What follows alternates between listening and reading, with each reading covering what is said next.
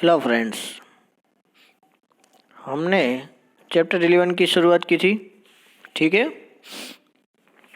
Easy chapter है, force and pressure. Okay, अब हम आगे बढ़ेंगे। ओके, सो यहाँ पे हम स्टार्ट करेंगे 11.4 से। A force can change the state of motion.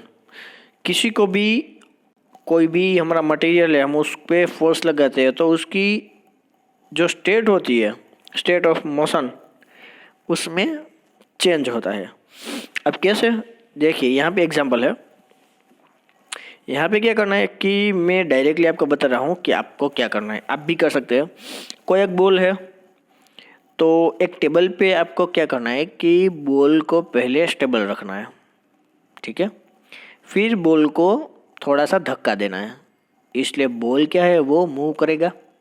Okay, अब सेकंड टाइम उसको और ज़ोर से धक्का देना है, इसलिए वो और ज़ोर से आगे जाएगा। फिर हमें क्या करना है कि हमें अपना जो हाथ है, अपना जो हैंड है, वो वहाँ पे हमें बीच में रख देना है। तो बॉल है वो क्या करेगा कि बॉल है वो वहाँ से टकराएगा हमारे हाथ से, और फिर वहाँ से दूसरी जगह वो चला जाएगा, यानी उसकी डायरेक्शन है वो क्या हो गई, चेंज हो गई। ठीक है, तो यही इस एक्टिविटी में हमें दिखाया गया है कि उसकी डायरेक्शन है वो चेंज होती है। यहाँ पे you might recall similar situations. For example, penalty kick की बात कर रहे हैं। ठीक है, अब हम फुटबॉल खेल रहे होते हैं और पेनल्टी किक है, तो पेनल्टी किक आपको पता होगा कि कोई एक फील्डर है, वो जो गोलकीपर होता है वो अपनी जगह खड़ा होता है और सामने की ओर पूरी टीम होती है, पूरी टीम वहाँ पे खड़ी हो जाती है और 1 बाय 1 वो गोल करते जा रहे हैं, और वो गोलकीपर है, वो बॉल है, वो उसको क्या करता है, स्टॉप करता है, यानी उसको रोकता है। तो अब क्या होता है कि जब वो बॉल को उसकी स्पीड है वो चेंज करता है जो गोलकीपर है, और स्पीड धीमे धीमे धीमे उसकी स्पीड 0 हो जाती है। सो यहाँ पे भी जो डायरेक्शन है वो चेंज होती है, यही हमें यहाँ पे सिखाया गया है। ठीक है, these observations suggest that a force applied on the object may change its speed. It is force applied on the object is in the direction of its motion.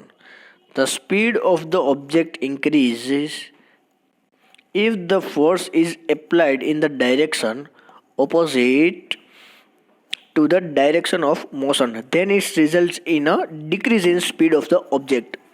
अगर कोई भी ऑब्जेक्ट है, हम उस पर फोर्स लगा रहे हैं, तो क्या होगा कि उस ऑब्जेक्ट की जो स्पीड है उसमें कोई भी चेंज है वो आ सकता है। हाँ, आप ऑपोजिट डायरेक्शन में भी उसमें चेंज है वो लगा सकते हो, उसमें फोर्स है वो ऑपोजिट डायरेक्शन में भी लगा सकते हो। तो आपको जो रिजल्ट मिलेगा वो उसकी जो स्पीड है वो डिक्रीज होती जाएगी। आपने यहाँ पे ये आपने एक्टिविटी है वो की होगी। तो यहाँ पे क्या होता है कि जो कोई भी एक टायर है, तो क्या होता है कि टायर को आप एक लकड़ी से वहाँ से उसको पुश करते हैं, पीछे से पुश करते हैं और पुश करते ही जा रहे हैं, तो वहाँ पे उसकी स्पीड क्यों बढ़ जाती है, क्योंकि हम उसको पीछे से फोर्स कंटिन्यूसली दे रहे हैं। अब देखिए यहाँ पे जो एक्टिविटी है वो सेम एक्टिविटी है जब मैंने आपको बताई।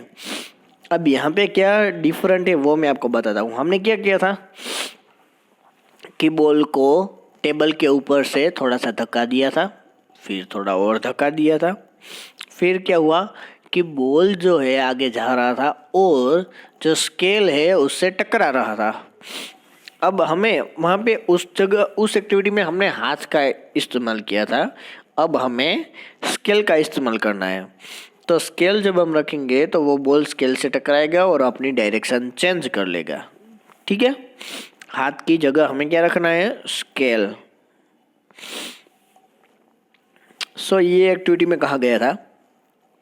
Late us consider some more examples in a game of volleyball. अब वॉलीबॉल में क्या होता है कि हमें पता है कि सभी जो प्लेयर्स होते हैं वो अपने हैंड से बॉल को हिट करते हैं अपने हैंड से। तो क्या होता है कि जो कोर्ट उसका होता है, उस कोर्ट की ओर बॉल है वो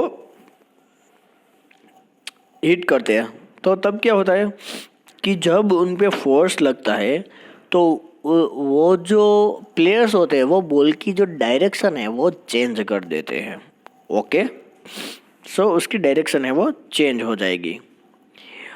और यहाँ पे हम ऐसा कह सकते हैं, इन सारी एक्टिविटी, अब हमने इतनी सारी 3-4 एक्टिविटी लर्न की, तो a change in either the speed of an object और इट्स डायरेक्शन ऑफ मोशन और बोथ।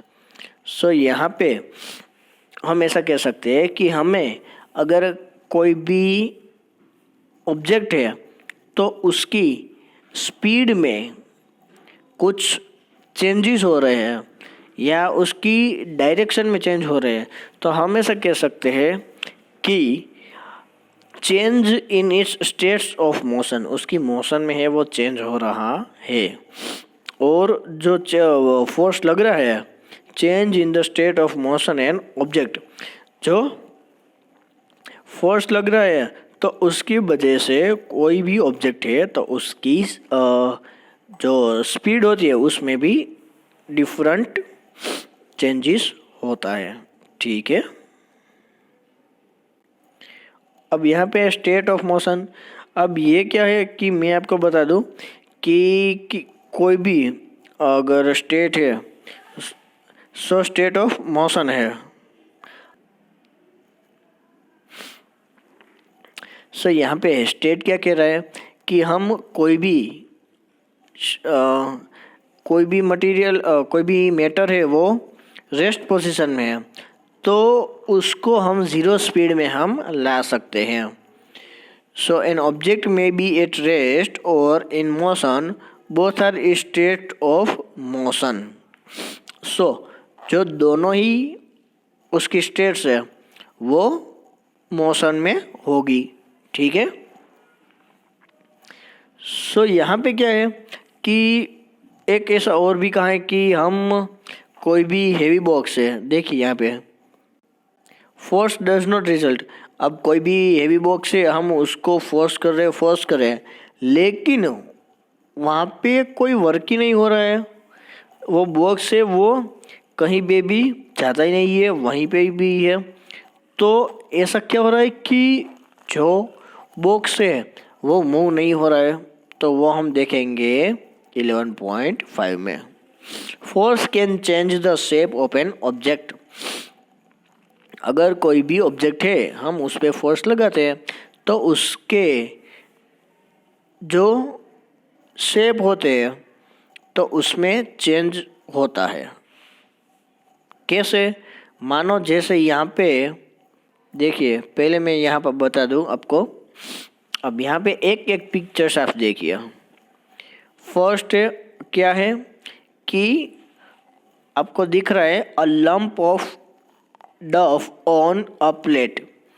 तो यहाँ पे क्या हो रहा है कि उसको गूंद रहे हैं, ठीक है, उसको गूंद रहे हैं तो उसका शेप है वो चेंज होता है। इसलिए हमें कहना होगा कि हाँ, उसके शेप में चेंज होता है।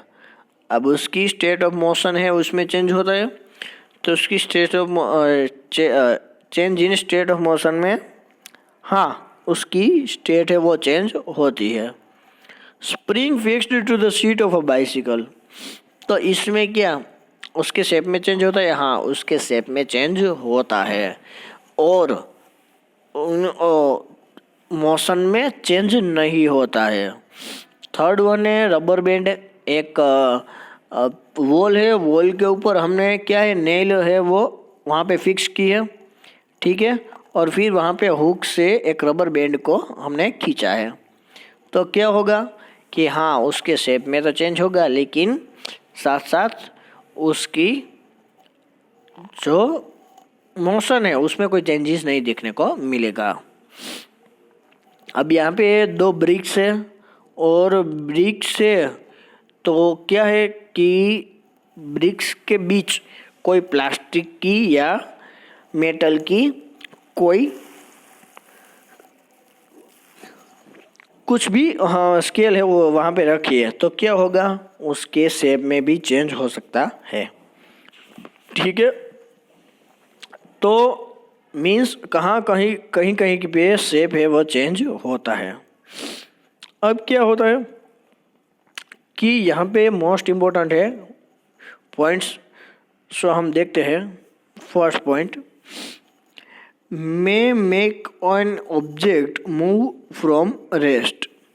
अब कोई भी अगर रेस्ट पोजीशन में है तो हम उस ऑब्जेक्ट को मूव करा सकते हैं, हम उसको मोशन में ला सकते हैं। Second one, may changes the speed of an object if it is a moving. अगर वो ऑब्जेक्ट मूविंग कर रहा है तो उसकी स्पीड में चेंज होगा। मे change the direction of motion of an object. अगर कोई मटेरियल है तो उसकी जो डायरेक्शन होगी मोशन की, कोई ऑब्जेक्ट के डायरेक्शन ऑफ मोशन, तो उसमें भी हम चेंज कर सकते हैं। फिर है शेप, ठीक है, उसके शेप में भी हम चेंज कर सकते हैं।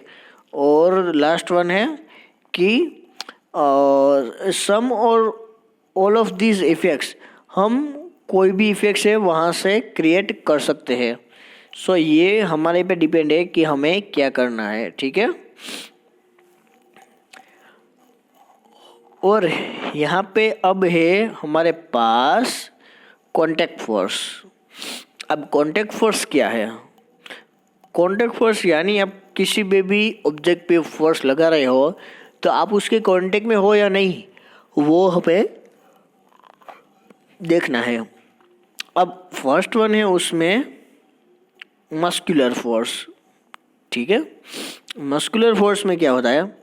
कैन यू पुश और lift a book lying on a table without touching it. क्या आप एक टेबल पे एक बुक है तो क्या आप उसको बिना टच किए आप उसको ले सकते हैं?